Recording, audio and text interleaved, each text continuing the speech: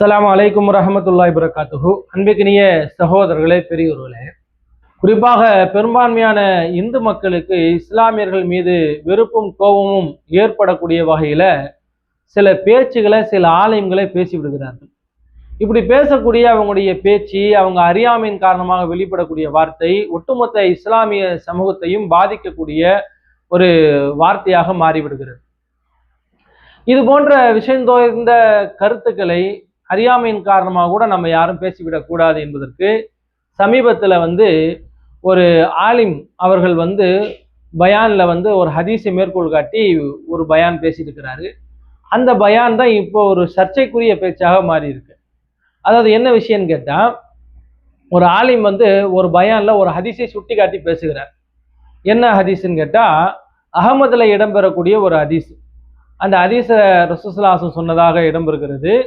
இசாபத்தானி மின் உம்மத்தி, என்னுடைய சமுதாயத்தில் 2 கூட்டத்தார்கள் இருக்கிறார்கள். அஹரஸஹுமுல்லாஹு மினன் நார், அந்த 2 கூட்டத்தாரையும் அல்லாஹ் நரக நெருப்பை விட்டு பாதுகாத்துக் கொள்கிறான். இசாபத்துன் தஹசுல் ஹிந்த, ஒரு கூட்டத்தார் யாரு கேட்டா இந்தியாவின் மீது போர் தொடுக்கக்கூடிய கூட்டம். வ தகூனு மஆ ஈஸா இப்னு மரியம், 2வது கூட்டம் யார் கேட்டா அவ இசாபத்துன் தகூனுமா ஈஸா இப்னு மரியம், 2வது கூட்டத்தார் ஈசா அவர்களுடன் இருக்கக்கூடிய கூட்டம், ஈசா நபி கூட இருக்கக்கூடிய கூட்டம் என்று வரக்கூடிய அகமதுல இடம்பெறக்கூடிய ஒரு ஹதீஸை ஒரு உலமா, ஒரு ஆலிம் பயான் பண்ணுகிறார். அந்த பதிவை அவர் வலைதளத்துல பதிவேற்றம் செய்திருப்பார் போல இருக்கு. அந்த செய்தியை எடுத்துக்கொண்டு ஒரு யூடியூபர் என்ன செய்யறாருன்னா, இதை விமர்சனம் பண்ணி அவரு வலைதள பக்கத்துல ஒரு பதிவிடுகிறார். அது ஒரு சர்ச்சையா போய் அவர் மீது வழக்கு போடக்கூடிய நிலைமைக்கு அந்த யூடியூபர் தள்ளப்படுகிறார். அப்ப அவர் ஊடகத்துக்கு என்ன பேட்டி கொடுக்கிறாருன்னா, இந்த ஊடகத்துக்கு பேட்டி கொடுக்கும்போது அவர் என்ன சொல்றாருன்னா, ஒரு ஆலிம் பேசின பேச்சை தானே நான் சுட்டி காட்டி பேசினேன், அதுக்கு எதுக்கு என் மேல வழக்கு கொடுக்குறீங்க? காலகாலமா இந்தியாவின் மீது முஸ்லீம்கள் படையெடுத்து வந்ததற்கு காரணம் அவங்களுடைய மத நம்பிக்கை தான். அவங்க மத நம்பிக்கை தான் இந்தியாவின் மீது படையெடுத்து போக சொல்லி அவங்கள சொல்லி இருக்கிறது என்பதை நான் சொல்லல. அவங்க மதத்தை சார்ந்த ஒரு ஆலிம், ஒரு உலமா பேசுவதே கேளுங்கன்னு சொல்லி கோடிட்டு காட்டி அது விமர்சனம் பண்ணியிருக்கிறார்.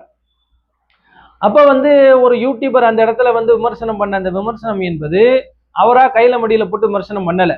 அதாவது மற்ற நாடுகளை காட்டிலும் இந்தியாவின் மீது அதிகமாக முஸ்லிம்கள் படையெடுத்து வந்ததற்கு காரணம் அவங்க மத நம்பிக்கை தான். ஏன்னா நபிகள் நாயகமே இந்தியாவின் மீது படையெடுத்து போகக்கூடியவர்களுக்கு இறைவன் நரகத்தை விட்டு பாதுகாப்பு கொடுப்பான் என்று ஒரு ஹதீஸ் இருக்கிறது. குரான் எப்படி அவங்க மதிக்கிறாங்களோ அந்த மாதிரி ஹதீஸை அவங்க மதிப்பாங்க. குரானுடைய விளக்கம் தான் ஹதீஸ் என்று சொல்லி ஒரு உலமா பேச அந்த பேச்சிலிருந்து அந்த உலமா பேசிய அந்த ஹதீஸை கோடிட்டு காட்டி தான் அவர் என்ன செய்யறாரு, இப்படி இந்தியாவின் மீது முஸ்லிம்கள் படையெடுப்பதற்கு காரணமே அவங்க மத நம்பிக்கை என்று பேசியிருக்கிறார். அப்ப அவர் பேசின அந்த கிளிப்பிங்க நீங்க கேளுங்க. உஸ்தாத் பீர் முகமது சித்திகி அப்படிங்கக்கூடிய கம்பத்தில் இருக்கக்கூடிய ஒரு மதரசா, பெண்கள் மதரசா. அந்த மதரசாவுக்குள்ள பிரின்சிபலாக இருக்கக்கூடியவர் தான் இந்த உஸ்தாத் முகமது சித்திகி, பீர் முகமது சித்திகிங்கக்கூடியவர். அவர் ஒரு வலைத்தளத்துல ஒரு வீடியோ வெளியிடுறாரு. அந்த வீடியோல அவர் என்ன சொல்றாரு அப்படின்னு சொன்னா, ஒரு ஹதீஸை மேற்கோள் காட்டுறாரு. ஹதீஸ் நம்ம புரிஞ்சுக்கிறதுக்கு சொல்லலாம் அப்படின்னு சொன்னா, முகமது நபி அவர்கள், அவர்கள் மனைவிகள், அவங்க கூட இருக்கக்கூடிய ஜெனரல்ஸ், இவங்கெல்லாம் அவங்க வாழ்க்கையில நடந்த சில சம்பவங்கள் எல்லாம் பதிவிட்டிருப்பாங்க. நமக்கு குரான்ல சில விஷயங்களுக்கு தெளிவு கிடைக்காச்சுன்னா அந்த ஹதீஸ்ல இருந்து அதுக்கு தெளிவை பெற்றுக் கொள்ளலாம். இதுதான் அந்த மதத்துக்குள்ள ஒரு நம்பிக்கை. அப்ப இது எப்படி குரானுக்கு என்ன முக்கியத்துவம் உண்டோ அதே முக்கியத்துவம் இந்த ஹதீஸுக்கும் உண்டு. இந்த புத்தகத்தில் இப்படி இருக்கு. என்ன இருக்கு அப்படின்னு சொன்னா, அல்லாஹ் 2 பேரை நரக நெருப்பிலிருந்து காப்பான். யாரை காப்பான்? இந்தியாவை எவன் படையெடுத்து வெற்றி கொள்கிறானோ அவனை காப்பான். இந்த நாட்டுக்கு மேல இவ்வளவு ஆண்டுகளாக தொடர்ந்து நடக்கக்கூடிய படையெடுப்புகளுக்கெல்லாம் ஆதாரம் இந்த ஹதீஸ் தான். ஏன் இவ்வளவு வருஷமா படையெடுத்துக்கிட்டு வரேன்? ஒவ்வொரு நாட்டுல போனா 100 வருஷம் படையெடுப்பான். ஆனா இந்த நாட்டுக்கு எதிராக மட்டும் ஏன் அலையலையாக படையெடுத்து வர்றாங்கன்னா, இது இந்த அடிப்படை மத நம்பிக்கையில வரக்கூடிய படையெடுப்பு. இந்த நாட்டை பிரிக்கக்கூடிய நேரத்தில் ஜின்னா பயன்படுத்தினது இதே ஹதீஸ். இந்த நாட்டில் திப்பு சுல்தான் படையெடுக்கக்கூடிய நேரத்தில் அவன் பயன்படுத்தினது இதே ஹதீஸ். இதே ஹதீஸை தான் முகலாய மன்னர்களும் பயன்படுத்தி இருக்கிறார்கள். அப்ப காலங்காலமாக சில மத வாசகங்கள் இந்த மாதிரியான பயங்கரவாத செயலுக்கும் இந்திய எதிர்ப்பு செயலுக்கும் பயன்படுத்தப்படுகிறது.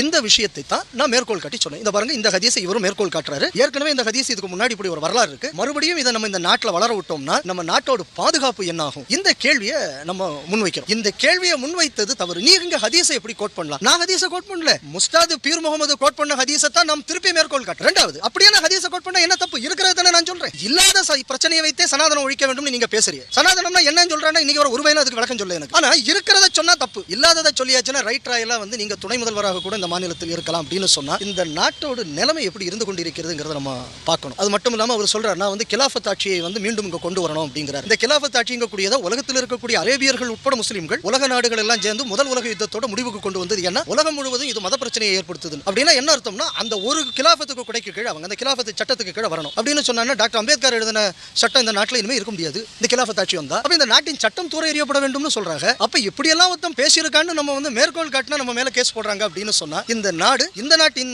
காவல்துறை இந்த நாட்டின் சட்டங்களையும் இந்த நாட்டையும் பாதுகாப்பதை முக்கியமா வச்சிருக்கா, இல்லைன்னா இதுக்கு விரோதமானவர்களை பாதுகாப்பதை தான் அடிப்படையாக கொண்டு செயல்படுகிறார்களாங்கிற சந்தேகம் எனக்கு இருக்கு. காவல்துறை அப்ப அன்புக்குரிய சகோதரர்களை கேட்டீங்களா? ஆக அவர் பேசக்கூடிய அந்த யூடியூபர் பேசக்கூடிய அந்த பேச்சு இருக்குல்ல, அது அவருடைய சொந்த பேச்சு கிடையாது. ஒரு மதரசாவில் இருக்கக்கூடிய ஆலிம் வந்து இப்படி பயான் பண்ணியிருக்கிறார். இந்த ஹதீஸ் வந்து நம்பகத்தகுந்த ஹதீஸ் கிடையாது, இது ஒரு பலகீனமான ஹதீஸ். இது வந்து வெளியில உள்ள இந்து மக்களுக்கு, பிற சமுதாய மக்களுக்கு எல்லாம் தெரியாது. அவங்கள பொறுத்த வரைக்கும் ஹதீஸ் எப்படி குரான் சொன்னா அது நம்பகத்தன்மை மக்களுடைய இஸ்லாமியருடைய நம்பிக்கையாக கருதப்படுகிறதோ அது போல ஹதீஸையும் அவர்கள் குரானுக்கு விளக்கமாக நபிகள் நாயுடைய சொல் செயல் அங்கீகாரம் தான் ஹதீஸ் என்பதை இன்றைய இருக்கக்கூடிய இந்துக்களும் புரிந்து வைத்திருக்கிறார்கள். இப்படி நம்ம குரானை வந்து இறைவனுடைய வார்த்தை என்று நம்புகிறோமோ அது போல ஹதீஸையும் இறைவனுடைய வார்த்தை என்று நாம நம்பிக்கை கொண்டிருக்கிறோம் என்பதை இந்துக்களாகி அவர்களும் புரிந்து வைத்திருக்கிறார்கள். அதனாலதான் இவங்க மதிக்கக்கூடிய ஹதீஸ்ல இந்த மாதிரி நபிகள் நாயகம் பேசியிருக்கிறாங்க, இந்தியாவின் மீது படையெடுத்து போங்கன்னு சொல்லி இருக்கிறாங்க. அதனாலதான் இந்தியாவின் மீது தொடர்ச்சியாக அன்னைக்கு முகலாயர் காலத்துல இருந்து அன்னைக்கு சங்க காலத்துக்கு முன்னாடி இருந்து முஸ்லிம்கள் படையெடுத்து கஜினி முகமது ஆகட்டும், முகமது கோரி ஆகட்டும், முகலாயர் மன்னர்கள் ஆகட்டும், இவங்க எல்லாருமே இந்தியாவின் மீது படையெடுத்து வந்ததற்கு மூல காரணம் இந்த ஒரு ஹதீஸ் தான் அப்படின்னு இந்த ஹதீஸை அவர் பரப்புறாருன்னா அந்த யூடியூபர் மீது தவறு கிடையாது. ஏன்னா வந்து இந்த ஹதீஸ் ஒரு பலகீனமான செய்தி என்பது இஸ்லாமிய பெருமக்கள் ஆலிம்களுக்கு மட்டும்தான் தெரியும். அதுவும் ஆய்வு செய்யக்கூடிய ஆலிம்களுக்கு தான் தெரியும். பரவலா இருக்கக்கூடிய எல்லா ஆலிம்களுக்கும் ஆய்வு அறிவு கிடையாது. ஹதீஸ்குள்ள போய் இது வந்து நம்பகத்தகுந்த ஹதீஸா அல்லது பலகீனமான செய்தியா என்பதை பிரித்து மேயக்கூடிய அந்த நுட்பமான அறிவு ஒரு சில ஆலிம்களுக்கு மட்டும்தான் இருக்கிறது. அப்ப இது போன்ற ஒரு பலகீனமான செய்தியை வந்து ஒரு உலமா பேசுறாரு, அந்த பேச்சை அவர் பதிவிறக்க செய்யறாரு, அவர் வந்து வலைதளங்கள்ல பதிவேற்ற செய்கிறாரு, அது பரவலாக வைரலாக மாறி அப்ப மற்ற சமூகத்தினருக்கும் அந்த செய்தி கடத்தப்படுகிறது. ஆக இந்த இந்திய தேசத்தின் மீது பற்று உள்ளவர்கள், இந்தியாவின் மீது நாட்டுப்பற்று உள்ளவர்களுக்கு அது பெரும் கவலை அளிக்கிறது. ஏற்கனவே இஸ்லாமியர்கள் வந்து நாட்டுப்பற்று இல்லாதவர்கள், இந்தியாவின் மீது பற்று இல்லாதவர்கள் என்று ஒரு விமர்சனம் ஓடிக்கொண்டிருக்கக்கூடிய நேரத்துல இது போன்ற ஹதீசுகளை எடுத்து உலமாக்கள் பேசுவது வந்து அவங்க வைக்கக்கூடிய குற்றச்சாட்டை வந்து உண்மைப்படுத்தக்கூடிய விதமா இருக்குது. பொதுவா முஸ்லிம்கள் நம்ம அப்படி கிடையாது. இந்த நாட்டுக்காக அதிகம் தியாகம் செய்தவர்கள், உழைத்தவர்கள், பாடுபட்டவர்கள், இந்த நாடு விடுதலை பெறுவதற்காண்டி அதிகம் பங்களிப்பு செய்தவர்கள் இஸ்லாமியர்கள். ஆனா நம்ம மீது எப்படி பழி சுமத்தப்பட்டிருக்கிறது? இந்தியாவுக்கு இஸ்லாமியர்களுக்கு சம்பந்தம் கிடையாது, அவங்க பாகிஸ்தானை தான் விரும்புறாங்க, இந்தியாவை அவங்க விரும்பல என்று தொடர்ச்சியான ஒரு அவதூறு நம்ம மீது திட்டமிட்டு பரப்பப்படுகிறது. அந்த அவதூறை எல்லாம் உண்மையாக்கக்கூடிய விதத்துலதான் இந்த ஹதீஸ் அமைந்திருக்கிறது. இது வந்து ஒரு பலகீனமான ஹதீஸ் என்பது பதிவு செய்த அந்த இமாமே அகமது இமாமே பதிவு செய்திருக்கிறார். அதாவது இந்த ஹதீஸ் இடம்பெற்றிருக்கக்கூடிய அகமது கித்தாப் ஆகட்டும் அல்லது பைஹக்கியுடைய கித்தாப் ஆகட்டும், நசாய் ஆகட்டும், இது எல்லாமே வந்து இந்த ஹதீஸுக்கு வந்து பலகீனமான ஹதீஸ்னு அந்த இமாம்களே பதிவிட்டுட்டாங்க. அந்த அறிவிப்பாளர் தொடர்ல வரக்கூடிய அபுபக்கர் சுபேதி என்பவரும் லுக்மான் பின் ஆமிர் என்பவரும் மஜ்ஹூல், அவர் அறியப்படாதவர், ஆள் அட்ரஸ் இல்லாதவர், அதனால இது ஒரு பலகீனமான ஹதீஸ்ன்னு சொல்லி அந்த ஹதீஸை பதிவு செய்த இமாம்களே பதிவு செய்து விட்டார்கள். இமாம்களே இதை பலகீனமான செய்தி என்று ஓரம் தள்ளிவிட்ட பிறகு இந்த ஹதீஸை எடுத்து இது போல இன்னைக்கு இருக்கக்கூடிய ஆலிம்கள் நீங்கள் பயான் பண்ணா வெகுஜன மக்கள் என்ன நினைப்பாங்க? ஆக பாருங்க, அப்ப இந்தியாவின் மீது போர் தொடுக்க சொல்லியிருக்கிறாங்க நபிகள் நாயகம் என்ற ஒரு தவறான கண்ணோட்டம் நம்ம மேல ஏற்படாதா இல்லையா? சரி, இது பலகீனம் பலமான செய்தி எல்லாம் முஸ்லிம்களுக்கு தான் புரியும், வெளியே இருக்கக்கூடிய இந்து மக்களுக்கு அதை பற்றிய ஞானம் கிடையாது. இருந்தாலும் வந்து ஒருவேளை அந்த ஹதீஸ் அடிப்படையாகவே வைத்து நம்மை விமர்சனம் செய்யக்கூடியவர் யாரா இருந்தாலும், அதாவது வந்து நபிகள் நாயகம் இந்தியாவுக்கு எதிராக போர் தொடுக்க சொன்னார்களா என்ற அந்த செய்தியை உண்மையாகவே ஒரு பேச்சுக்கு உண்மையான செய்தி தான், நபிகள் நாயகம் சொன்ன செய்தி தான் என்று வைத்துக்கொண்டு வாதம் வைத்தாலும் அந்த இந்தியான்னு சொல்லி நபிகள் நாயகம் குறிப்பிட்ட அந்த சொல்லாடல் இருக்க அது இன்னைக்கு நம்ம வாழக்கூடிய இந்தியாவான்னு கேட்டா கிடையாது. பொதுவா வந்து இந்தியா என்பது இன்னைக்கு நாம இருக்கக்கூடிய இந்தியா வேற, சுதந்திர இந்தியா என்பது வேற, முகலாயர் காலத்துல இருந்த இந்தியா வேற, முகமது கோரி கஜினி படையெடுத்து வந்த காலத்துல இருந்த இந்தியா வேற, நபிகள் நாயகம் காலத்துல இருந்த இந்தியா வேற. இன்னைக்கு நாம வந்து இந்தியான்னு சொல்லக்கூடியது பாகிஸ்தான் பங்களாதேஷ் இல்லாத இந்தியா. சுதந்திர இந்தியாவில் வந்து பாகிஸ்தான் பங்களாதேஷ் இந்தியா இது மூணு சேர்த்தது தான் இந்தியா. இன்னும் வந்து முகலாயர் காலத்துக்குலாம் நீங்க போயிட்டீங்கன்னு சொன்னா இந்தியா என்பது வெறும் பஞ்சாப் பகுதியை தான் இந்த இந்தியா என்று சொன்னார்கள். ஏன் இந்தியாவை வந்து பஞ்சாப் பகுதியை தான் இந்தியாவுன்னு சொன்னாங்கன்னு கேட்டா, அந்த பஞ்சாப் பகுதியில தான் சிந்து நதி ஓடுகிறது. சிந்து தான் பிற்காலத்துல வந்து ஹிந்து என்று பேர் மருவி அது இந்தியா என்று பெயர் மாற்றம் செய்யப்பட்டது. பஞ்சாப் பகுதியில் சிந்து ஆறு ஓடுது இல்லைங்க, அந்த சிந்து ஆறை தான் சிந்து என்பதை தான் ஹிந்து என்று அழைத்தார்கள். அப்ப அந்த சிந்து நதி எங்க ஓடுது? இன்னைக்கு இருக்கக்கூடிய பாகிஸ்தான்ல தான் ஓடுது. அப்ப நபிகள் நாயகம் வந்து பாகிஸ்தான் மீது படையெடுத்து போங்கன்ற வார்த்தைக்கு பதிலா இந்தியா மீது படையெடுத்து போங்கன்னு சொல்லக்கூடிய அந்த ஹதீஸ் வந்து நம்ம இந்தியாவை குறிக்கல. எந்த இந்தியாவை குறிக்கிறது? பாகிஸ்தானை தான் அந்த வார்த்தை குறிக்கிறது. ஏன்னா நபிகள் நாயகம் காலத்துல வந்து பாகிஸ்தான் என்பது அந்த பஞ்சாப் பகுதியைத்தான் குறிக்கிறது. ஒவ்வொரு காலகட்டத்திலையும் ஒவ்வொரு நாடுடைய எல்லை விரியும் குறையும். ஒரு நாடு என்று கேட்டால் அதுக்கு ஒரு நிரந்தரமான எல்லை இருக்காது. இன்னைக்கு இந்தியாவில் இருக்கிற இந்த நாடு நாளைக்கு நம்ம கிட்ட அதிகமான வல்லரசு படைபலம்லாம் பெருகி போனா பக்கத்தில் இருக்கிற சீனா, இலங்கை மற்ற மற்ற நாடுகள்லாம் விஸ்தீர்ணப்படுத்த ஒரு அகண்ட பாரதம் நம்ம கையில வரலாம். அப்ப உள்ள இந்தியா வேற, இப்ப இருக்கிற இந்தியா வேற.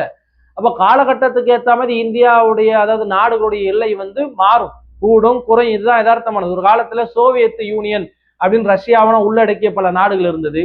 இன்னைக்கு சோவியத் யூனியனே கிடையாது. ரஷ்யா பிரிஞ்சிருச்சு. ரஷ்யா கூட இந்த மத்த ஸ்டேட்டுக்கெல்லாம் பிரிஞ்சு போயிட்டாங்க. அப்ப ஒவ்வொரு காலகட்டத்திலும் நீங்க அந்த கால மேப்லாம் எடுத்து பாருங்க, முகலாயர் காலத்து மேப் எடுத்து பாருங்க, சுதந்திர இந்தியா மேப் எடுத்து பாருங்க, சேர சோழ பாண்டிய. அப்ப இந்தியாவில பாத்தீங்கன்னா பஞ்சாப் பகுதி மட்டும்தான் அந்த காலத்துல இந்தியாவா இருந்திருக்கு. மற்ற பகுதியெல்லாம் சேர சோழ பாண்டியர்கள் ஆட்சி செய்திருக்கிறார்கள். ஆக ஒவ்வொரு காலகட்டத்திலையும் ஒரு நாட்டுடைய எல்லை கூடும் குறையும் என்பது பொது அறிவுள்ள எல்லாருக்குமே தெரியும்.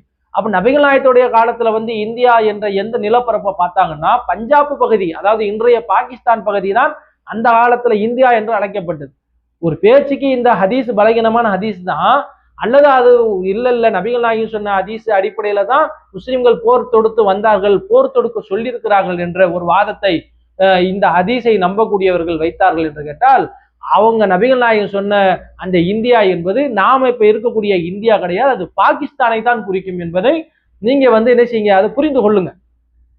ஏன்னா வந்து நம்ம இருக்கக்கூடிய இந்தியாவை குறித்து நபிகள் நாயகம் எந்த ஒரு வார்த்தையும் அப்படி சொல்லவே கிடையாது. அப்படி நபிகள் நாயகம் சொன்ன அந்த வார்த்தை நாம வாழக்கூடிய இந்தியா கிடையாது, அது பாகிஸ்தானை தான் குறிக்கும். அந்த செய்தி உண்மையாக இருக்கும் பட்சத்தில், ஆனா அது ஒரு பலகீனமான செய்தி. ஏன்னா இது பலகீனமான செய்தி, பலமான செய்தி, இது சஹீல் ஐஃப் என்றெல்லாம் பிற சமுதாய மக்களுக்கு தெரியாது. அவங்கள பொறுத்த வரைக்கும் ஹதீஸ்ன்னு சொல்லிட்டு அது நபிகள் நாயகம்னு சொல்லி, ஏன்னா நம்ம சமூகத்திலையும் பலகீனமான செய்தியை பரப்பக்கூடியவங்களா இருக்கிறாங்களா. சொரக்காத்துனா சொர்க்கத்துக்கு போகலாம், அந்நிய பெண்ணை பார்த்தா கண்ணு கூர்மை அடையும், இப்படியெல்லாம் பலகீனமான செய்திகள் எல்லாம் நம்ம சமூகத்துல நபிகள் நாயகத்துடைய பேரால் இட்டுக்கட்டி அந்த இஸ்லாத்திற்கு கெட்ட பேர் வர வேண்டும் என்ற காரணத்தினால் சில அந்த காலத்துல இருந்த இஸ்லாமிய விரோதிகள் இது போல நபிகள் நாயகத்துடைய பெயரால் பல இட்டுக்கட்டப்பட்ட செய்தியை இஸ்லாமிய வரலாற்றுக்குள் நுழைத்து விட்டார்கள். அப்ப எது நபிகள் நாயகம் சொன்னது, எது நபிகள் நாயகம் சொல்லாத செய்தி என்றெல்லாம் தரம் பிரிப்பதற்காண்டி தான் இமாம்கள் பெரும்பாடுபட்டு ஹதீஸ் கிரந்தங்களையும் தொகுத்து இது நம்பகமான செய்தி, இது நம்பகமற்ற செய்தி, இது பலகீனமான செய்தி, இது பலமான செய்தி, இதுக்கு இட்டுக்கட்டப்பட்ட செய்தி, இது புனையப்பட்ட செய்தி என்று சொல்லி நபிகள் நாயகத்துக்கு இறப்புக்கு பின்னாடி 200 வருட காலத்துக்கு பின்னாடி இந்த நபி மொழிகளை எல்லாம் சேகரித்து ஒருங்கிணைத்து அதை வடிகட்டி அந்த காலத்திலேயே இமாம்கள் தரம் பிரிச்சு வச்சுட்டு போயிட்டாங்க. அப்போ இது போன்ற ஹதீஸ்களை எடுத்து மக்கள்கிட்ட பேசக்கூடிய உலமாக்கள் யாரா இருந்தாலும் அதுக்குரிய ஞானம் இருந்தா பேசுங்க, இல்லைன்னா நீங்க பொத்திட்டு உங்க வேலையை பாருங்க. இந்த மாதிரி வந்து தவறான செய்திகளை, பலகீனமான செய்திகளை, நபிகள் நாயகத்தின் ஸல்லல்லாஹு அலைஹி வஸல்லம் அவங்க பேரால் இட்டுக்கட்டப்பட்ட செய்திகள் எல்லாம் நீங்கள் இஸ்லாம் என்ற கருத்தாக மக்கள்கிட்ட பேசினீங்கன்னா அதை தான் பிற சமுதாயத்தவர்கள் வந்து நமக்கு எதிராக வந்து கொம்பு சுத்துவதற்கு காரணமா இருக்கு. பொதுவா நம்முடைய எதிரிகளும் இதை ஒரு காரணமா விமர்சனம் செய்யலாம். அறியாத மக்கள் என்ன நினைப்பாங்க, மற்ற இந்து மக்கள் என்ன நினைப்பாங்க, பாருங்க இந்தியா மீது போர் தொடுக்க சொல்லியிருக்காரு நபிகள் நாயகம், அப்ப வந்து வாளால் இஸ்லாம் பரப்பப்பட்டதுன்னு சொல்லக்கூடிய அந்த குற்றச்சாட்டு உண்மைதான் அப்படின்னு நினைக்க மாட்டாங்க. அப்ப இது ரொம்ப ரொம்ப ரொம்ப கண்டிக்கத்தக்கது. இந்த உலமாக்கள் இந்த ஞான அறிவு இல்லாமல், இந்த மார்க்க அறிவும் இல்லாமல், சமுதாய அறிவு இல்லாமல் இது போல அறவே காட்டுத்தனமா இப்படி உளறி கொட்டுவதுதான் ஒட்டுமொத்த இஸ்லாமியர்களுக்கு பெரும் பாதிப்பை ஏற்படுத்துகிறது. இந்த செய்தியை கூட தமிழ் ஒரு இஸ்லாமிய பெருமக்களின் பிரபலமான அறிஞருமான மார்க்க அறிஞர் பிஜே கூட வந்து இந்த செய்தியை சுட்டி காட்டி கண்டித்திருக்கிறார். இந்த உலமாவை கண்டித்திருக்கிறார். அந்த யூடியூபர் மேல கூட தவறு கிடையாது, அவர் கேட்கப்பட்ட செய்தியை தானே எடுத்து பேசியிருக்கிறாரு என்று அவர் கூட நியாயமான கருத்தை பிஜே முன்மொழிந்திருக்கிறார். நாமளும் இந்த இடத்துல அதை தான் பதிவு செய்கிறோம். மார்க்கத்தை தெரிந்த அளவுக்கு பேசுங்க, தெரியாத விஷயத்துல என்ன செய்யாதீங்க, மூக்கு நுழைத்து கருத்து சொல்கிறோம் என்ற பேரால மக்களுக்கு மத்தியில் குழப்பத்தை உண்டு செய்ய வேண்டாம். குறிப்பாக இந்தியாவில் சிறுபான்மையினராக வாழக்கூடிய இஸ்லாமியர்களுக்கு இது போன்ற செய்தியெல்லாம் நமக்கு இன்னும் பின்னடைவை ஏற்படுத்தும். இதையெல்லாம் ஏற்கனவே இதெல்லாம் இந்த நாட்டில் இஸ்லாமிய ஆட்சி கொண்டு வரணும் சில பேர் கிழக்கு பயலுங்க தெரிகிறாருங்களே, மண்டை முத்தி போனவனுங்க. இந்தியாவில் இஸ்லாமிய ஆட்சி கொண்டு வரணும், ஹிலாபத் ஆட்சி கொண்டு வர வேண்டும், அதெல்லாம் தானே அவர் சுட்டி காட்டுறாரு. ஹிலாபத் ஆட்சி கொண்டு வர வேண்டும் எல்லாம் இங்க சில பேர் சொல்லிட்டு தெரியுறான். அப்ப அம்பேத்கர் எழுதிய அந்த சட்ட புத்தகத்தை தூக்கி எறிய சொல்றானுங்களா? அப்ப ஹிலாபத் ஆட்சி என்பது இஸ்லாமியர்களுக்கு உண்டான அது ஆட்சியே கிடையாது. இது இஸ்லாமிய ஆட்சியை கொண்டு வருவது இந்தியாவில் சாத்தியப்படாது. இஸ்லாமிய ஆட்சியை கொண்டு வர சொல்லி எந்த நபிமார்களும் அனுப்பப்படவில்லை. நம்ம அது குறித்து தனியாவே பேசியிருக்கணும். இந்தியாவில் இஸ்லாமிய ஆட்சி சாத்தியமா, இஸ்லாமிய ஆட்சியை கொண்டு வருவதற்குத்தான் நபிமார்கள் அனுப்பப்பட்டார்களா என்றெல்லாம் தனியாகவே ஒரு வீடியோ போட்டிருக்கிறோம். அதை நீங்க பாருங்க. அப்ப இது இந்த சமூகத்துல மிகப்பெரிய ஒரு பின்னடைவை ஏற்படுத்தக்கூடிய பிரிவினைவாதிகள், தீவிரவாதத்தை இந்தியாவில் நுழைக்கக்கூடியவர்கள் வைக்கக்கூடிய வாதம் தான் இது போல ஹிலாபத் ஆட்சியை கொண்டு வர வேண்டும் என்று. இது போல அதிசல இவங்க தான் எடுத்து மக்கள்கிட்ட பரப்புறாங்க. அப்ப இந்தியா மேல போர் தொடுக்க சொல்லி நபிகள் நாயகமே சொல்லியிருக்காங்க பாருங்க அப்படின்னு இந்த தீவிரவாத சிந்தனையில் ஊறி போனவர்கள் தான் இந்த ஹிலாபத் ஆட்சி, இந்த பலகீனமான அதிசயெல்லாம் எடுத்து மக்கள்கிட்ட பரப்புறாங்க. இப்படிதான் இலங்கையை சேர்ந்த இந்த ஜஹரான் என்ற அயோக்கியனும் இப்படிதான் மூல செலவு செய்து அங்க என்ன செஞ்சா மனித வெடிகுண்டா மாறினான்.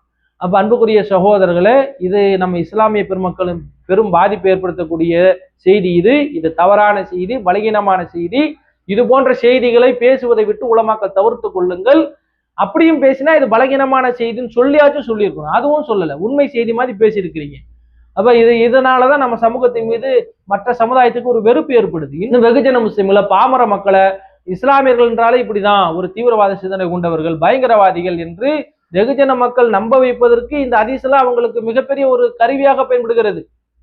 நம்மை அழிக்க வேண்டும், ஒழிக்க வேண்டும் நினைக்கக்கூடியவர்களுக்கு இந்த ஹதீஸ் மிகப்பெரிய ஒரு ஆயுதமா, இது போன்ற செய்திகள் தான் அவங்களுக்கு பெரிய வெறும் ஆயில மெல்றவனுக்கு அவளு கிடைச்ச மாதிரி ஆயிடுச்சு. அப்ப இது போல செய்திகளை பரப்பாதீங்க.